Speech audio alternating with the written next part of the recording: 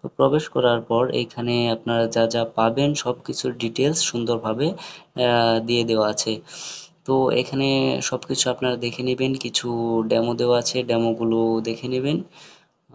যদি সবকিছু আপনাদের ভালো লাগে, যদি মনে হয় যে হ্যাঁ আমি অর্ডারটি কনফার্ম করব, তো সেক্ষেত্রে আপনাকে অর্ডার করতে চাই এই বাটনে ক্লিক করতে হবে। বাটনটি এখানে দেওয়া আছে, এইখানে দেওয়া আছে, হোয়াট এভার আপনি যেখান থেকে খুশি সেখান থেকেই করতে পারবেন। সো আমি অর্ডার করতে চাই বাটনে ক্লিক করলাম। অর্ডার করতে চাই বাটনে ক্লিক করার পরে এরকম একটি ড্যাশবোর্ড পাবেন। এরকম একটি ড্যাশবোর্ডে আসার পরে এখানে আপনার নাম, আপনার ফোন নম্বর এবং আপনার ইমেল অ্যাড্রেসটি এখানে দিয়ে দিবেন। অবশ্যই একটি সক্রিয় ইমেল অ্যাড্রেস দিবেন, কারণ সেই ইমেইলের মাধ্যমে আমাদের প্রোডাক্টটি আপনাকে ডেলিভারি করা হবে। যদি আমাদেরকে কিছু বলার থাকে আপনার, তাহলে এখানে লিখে দিবেন, আমরা পেয়ে যাব।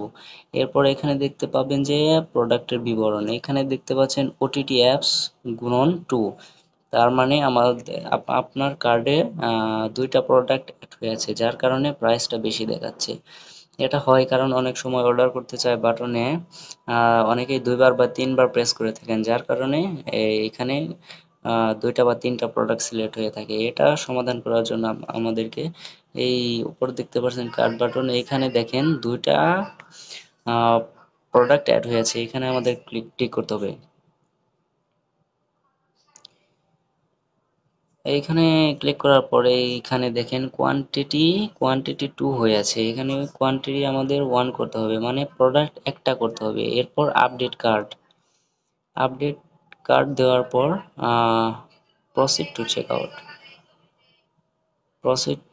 আউট দেওয়ার পর আপনার নাম, আপনার ফোন নম্বর, আপনার ইমেল অ্যাড্রেস দেওয়ার পর এখানে দেখুন ওটিটি অ্যাপস গুণ 1, তার মানে একটা প্রোডাক্ট সিলেক্ট হয়ে আছে আর দামটা দেখাচ্ছে 199 টাকা, তার মানে সঠিক, সবকিছু ঠিক আছে। এখন প্লেস অর্ডারে ক্লিক করতে হবে। প্লেস অর্ডারে ক্লিক করার পর আমরা কিসের মাধ্যমে সেন্ড মানি করব, মানে টাকাটা আমাদেরকে পাঠাবো, অর্ডারটা কনফার্ম করব। ওই যে বিকাশ দেওয়া আছে, রকেট দেওয়া আছে, ভবিষ্যতে এখানে আরও পেমেন্ট গেটওয়ে অ্যাড করা হবে। তো আমি বিকাশ দিয়ে দেখাচ্ছি। তো বিকাশে ক্লিক করব।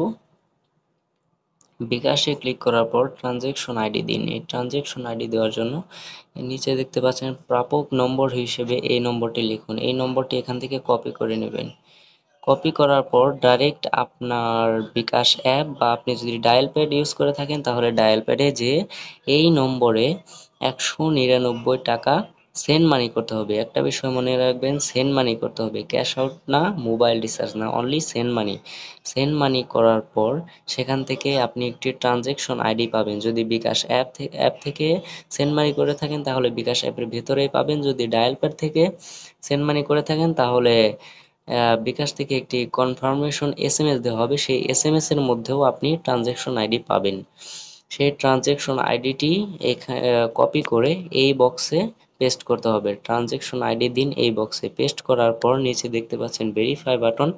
ভেরিফাই বাটনে ক্লিক করার পরেই আপনার অর্ডারটি কনফার্ম হয়ে যাবে।